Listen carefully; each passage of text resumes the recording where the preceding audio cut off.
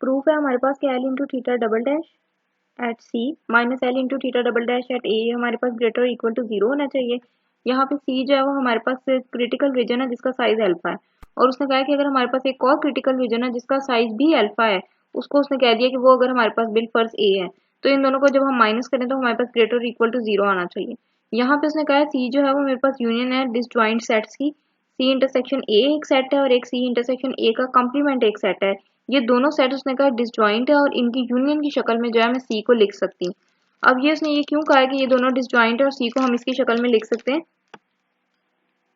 एक तो सी जो है क्रिटिकल रीजन है, इसका साइज भी अल्फा है, और उसने कहा कि अगर मेरे पास एक और क्रिटिकल रीजन है ए और उसका साइज भी अगर अल्फा है, ये दोनों बातें उसने उसमें कही हैं प्रूफ स्टार्ट करने से पहले ऊपर लिखी हुई है कि अगर सी का साइज भी अल्फा है और मेरे पास कोई और क्रिटिकल रीजन है जिसका साइज भी अल्फा है, तो फिर हमने ये वाली इक्वेशन जो है प्रूफ करनी है।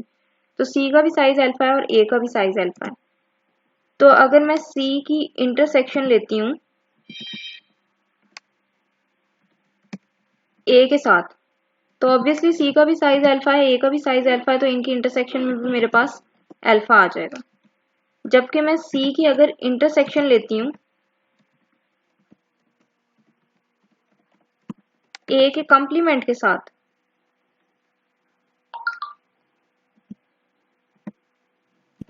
तो फिर अगर ए में अल्फा है तो ए के कॉम्प्लीमेंट में तो अल्फा नहीं होगा। सी में अल्फा है, ए के कॉम्प्लीमेंट में अल्फा नहीं है। सी की इंटरसेक्शन जब मैं ए के कॉम्प्लीमेंट के साथ लूंगी तो वो मेरे पास एम्प्टी आ जाएगा। अब अगर मैं लेती हूँ सी की इंटरसेक्शन ए के साथ यूनियन सी की इंटरसेक्शन ए के कॉम्प्लीमेंट के साथ, सी की इंटरसेक्शन ए के साथ अल्फा थी, सी की इंटरसेक्शन ए के कॉम्प्लीमेंट के साथ एम्प्टी है। तो अल्फा का जब यूनियन लूंगी मैं एम्प्टी सेट के साथ, तो वो वापस मेरे पास अल्फा आएगा, और अल्फा मेरे पास किस क्रिटिकल रीजन का साइज है? सी का। ठीक है, और जब मैं इन दोनों की इंटरसेक्शन लूंगी, अल्फा की इंटरसेक्शन लूंगी एम्प्टी सेट के साथ, तो वो मेरे पास एम्प्टी आएगा। तो लिहाजा ये दोनों सेट्स मेरे पास डिसजॉइंट है। वैसे भी इसने बता दिया डिसजॉइंट है, तो डिसजॉइंट सेट्स की इंटरसेक्शन हमेशा एम्प्टी होती है, और जब मैं उनकी यूनियन लूंगी तो वो मेरी कंप्लीट सेट सी के बराबर आएगी।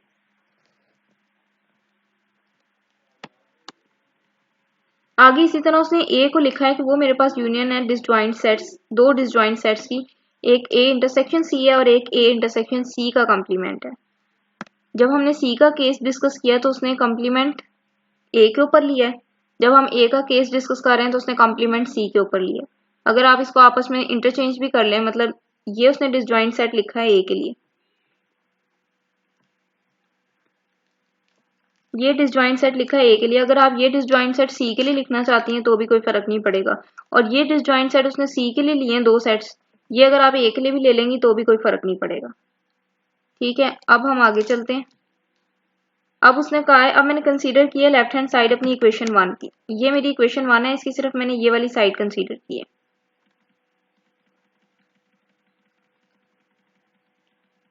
अब ये मेरे पास क्रिटिकल रीजन है सी, ये मेरे पास क्रिटिकल रीजन है जिसका नाम मैंने रखा है ए, दोनों का साइज अल्फा है। सी जो है वो मैंने बताया कि वो मेरे पास यूनियन है सी इंटरसेक्शन ए की और सी इंटरसेक्शन ए के कॉम्प्लीमेंट की।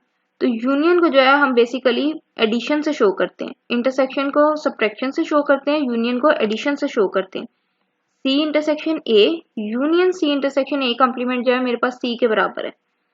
तो जब मैं इंटेग्रल की फॉर्म में लिखूंगी तो यूनियन की जगह प्लस का साइन आ जाएगा। तो यहाँ पे सिर्फ मैंने क्या किया है, सी जो था वो मेरे पास बराबर है C intersection A plus C intersection A का complement, L into theta double dash इधर भी आ गया, L into theta double dash इधर भी आ गया, माइनस। इसी तरह ए जो था वो मेरे पास इक्वल है A intersection C plus A intersection C का कॉम्प्लीमेंट। बाकी इंटेग्रल के अंदर जो आपके पास लिखा है वो आपके पास एज इट इज आ जाएगा। अब जब ब्रैकेट खोलेंगे तो माइनस प्लस माइनस हो जाएगा मेरे पास।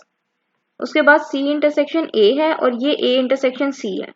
सी की इंटरसेक्शन ए के साथ लूं या ए के इंटरसेक्शन सी के साथ लूं कोई फर्क नहीं पड़ता, इंटरसेक्शन मेरे पास कम्यूटेटिव होती है, तो ये माइनस में है और ये वाला मेरे पास प्लस में था, कैंसिल हो गए। मेरे पास सिर्फ बचा C intersection A complement L into theta double dash minus integral A intersection C complement L into theta double dash. उसके बाद जो थ्योरम की स्टेटमेंट है उसमें ए पॉइंट जो लिखा हुआ वो लिखा हुआ है कि L into theta dash over L into theta double dash मेरे पास लेस और इक्वल है के से, और के मेरे पास एक पॉजिटिव इंटीजर है, और ये बात जो है ये सी के हर पॉइंट के लिए, ठीक है। अब ये एक्स जो है वो रैंडम वेरिएबल का आपके पास लिखा हुआ है ना, इसको आप ना भी लिखो, जैसे हम लिखते हैं कि वाई मेरे पास फंक्शन है एक्स का, तो एफ ऑफ एक्स की जगह हम समटाइम्स सिंपल वाई भी लिख लेते हैं। या आपके पास यू है अगर कोई, अगर मैं लिखती हूँ यू मेरे पास फंक्शन है एक्स का, तो हम कभी कभी ऐसे भी लिखते हैं ना, यू के अंदर ऐसे एक्स लिख देते हैं कि ये मेरे पास एक्स का फंक्शन है। अगर मैं ये एक्स ना भी लिखूं तो भी मुझे पता है कि यू अगर एक्स का फंक्शन है, मतलब उसकी वैल्यू अगर एक्स प्लस 3 है, तो मुझे नजर आ रहा है कि ये एक्स का फंक्शन है, तो यहाँ पे एक्स लिखना जरूरी नहीं है। इसी तरह यहाँ पे भी एक्स लिखना जरूरी नहीं है। L into theta dash over L into theta double dash मेरे पास लेस और इक्वल है के। ये के यहाँ से मैं जब इधर लाई तो इधर आके डिवाइड हो गया, और ये L into theta double dash यहाँ डिवाइड हो रहा था, इधर आके मल्टीप्लाई हो गया। तो आप देखें कि L into theta double dash मेरे पास ग्रेटर और इक्वल है 1 ओवर के एल इंटू थीटा डैश के सी के हर पॉइंट के लिए।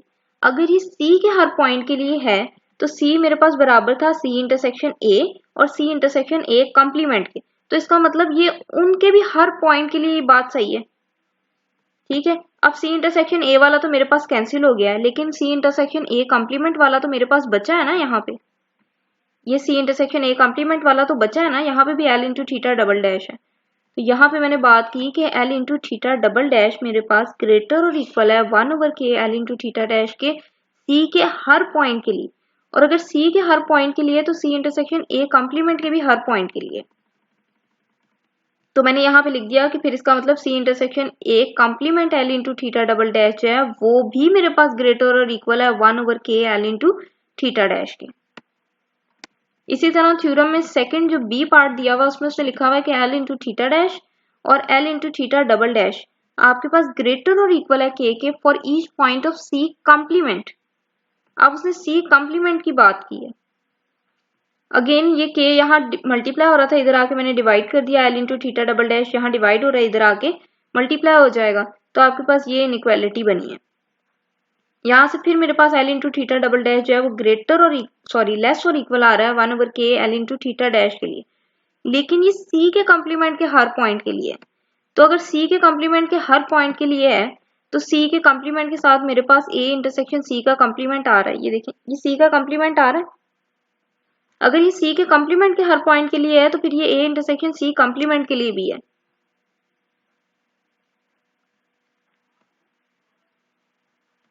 ऐसा क्यों? क्योंकि सी का साइज अल्फा है, सी कॉम्प्लीमेंट का साइज अल्फा नहीं है। ये सी कॉम्प्लीमेंट के लिए है, यानी कि इसका साइज अल्फा नहीं है। अगर मैं यहाँ देखूं ए का साइज अल्फा है, उसकी इंटरसेक्शन में ले रही हूँ सी के कॉम्प्लीमेंट के साथ, सी के कॉम्प्लीमेंट का साइज भी अल्फा नहीं है। ए का साइज अल्फा, सी कॉम्प्लीमेंट का साइज अल्फा नहीं है, तो दोनों की इंटरसेक्शन क्या आनी है? खाली आएगी ना, यानी कि अल्फा नहीं आनी। तो अगर ये बात सी के कॉम्प्लीमेंट के लिए ट्रू है तो ये बात मेरे पास ए इंटरसेक्शन सी कॉम्प्लीमेंट के लिए भी ट्रू है। तो यहाँ पे मैंने लिख दिया A intersection C complement L into theta double dash, मतलब यहाँ पे मैंने इंटेग्रल लगाया, इधर भी मैंने इंटेग्रल लगाया, और अगर ये बात सी कॉम्प्लीमेंट के लिए दुरुस्त है तो यही बात मेरे पास ए इंटरसेक्शन सी कॉम्प्लीमेंट के लिए भी दुरुस्त है। और मैंने इसी के लिए क्यों देखी है, क्योंकि मेरे पास जो बच रही थी ना ये, इसमें दो ही चीजें, एक सी इंटरसेक्शन ए कॉम्प्लीमेंट है और एक ए इंटरसेक्शन सी कॉम्प्लीमेंट है, तो मैंने बस इन दोनों के लिए रिजल्ट निकालना है, बाकी तो दोनों मेरे पास कैंसिल हो गई थी। अब मैंने ये वैल्यूज जो हैं यहाँ पुट कर दी, सी इंटरसेक्शन ए कॉम्प्लीमेंट था minus A intersection C complement था, और मैंने देखा कि सी इंटरसेक्शन ए कॉम्प्लीमेंट जो है वो मेरे पास ग्रेटर और इक्वल है इसके, ठीक है।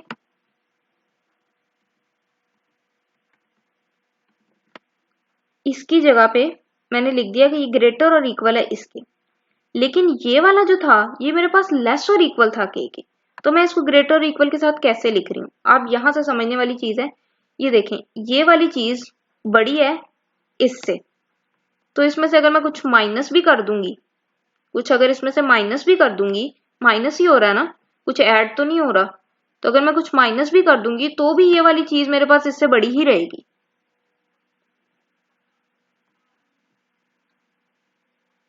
ठीक है, मैं फिर से समझाने की कोशिश करती हूँ। ये मेरे पास बड़ा है इससे, ठीक है, ये मेरे पास छोटा था इससे, ठीक है, लेकिन मैंने यहाँ ग्रेटर का साइन डाला। क्यों? ये बड़ा है इससे, इसमें से छोटी वाली चीज माइनस हो रही है और ये भी छोटी थी, तो जब बड़ी में से छोटी माइनस होनी है तो बड़ी वाली वैसी ही रहनी है। मतलब अगर आप, ये बड़ी है ना, ये बड़ा है इससे, ठीक है, अगर मैं कुछ माइनस कर रही हूं ना तो आंसर मेरे पास बड़ा ही रहना है।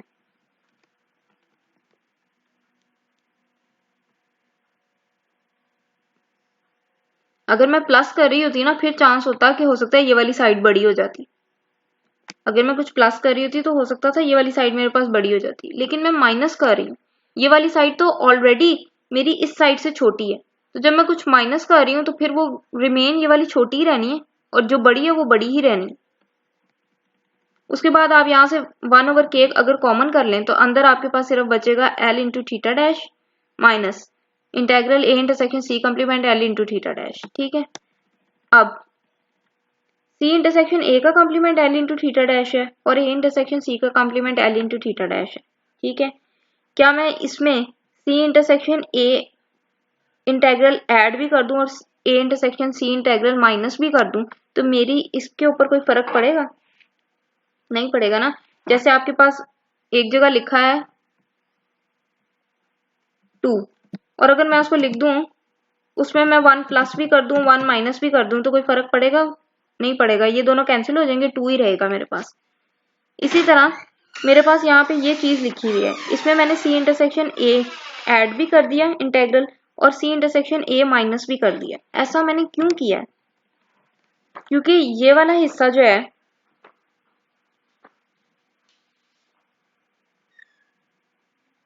c इंटरसेक्शन a कॉम्प्लीमेंट और a इंटरसेक्शन c ये मेरे पास a के बराबर है,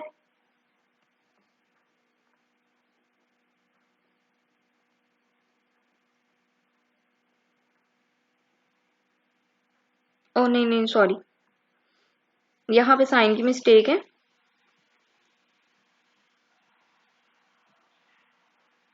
यहाँ पे ना माइनस है, ठीक है, ये माइनस है, ये माइनस है, ये मैंने खुद से ऐड भी किया है, मैंने खुद से माइनस भी किया है।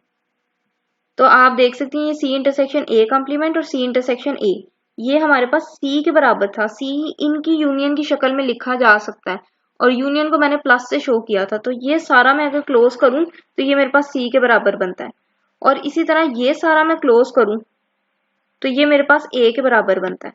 ठीक है, तो मैंने इसको क्लोज करके लिखा है ये c के बराबर है और ये a के बराबर है। अब इस C का साइज भी मैंने बताया था क्रिटिकल रीजन का अल्फा है और उसने कहा था अगर मेरे पास कोई और क्रिटिकल रीजन है उसका साइज भी अल्फा है तो फिर अल्फा माइनस अल्फा क्या हो जाएगा? 0। इसका मतलब L theta dash from C intersection A complement minus integral A intersection C complement L into theta dash मेरे पास किसके बराबर आ गया? 0 के। ये वैल्यू आप यहाँ पुट कर दें, 1/k कॉमन कर लें, अंदर आपके पास बचेगा l into theta dash c intersection a complement minus integral a intersection c complement l into theta dash और वो सारा मेरे पास अभी आपने देखा 0 के बराबर आया, तो ये आपके पास 0 के बराबर आ जाएगा। आपके पास बचेगा l into theta double dash c intersection a complement minus l into theta double dash a intersection c complement, ये आपके पास ग्रेटर और इक्वल आ जाएगा 0 के।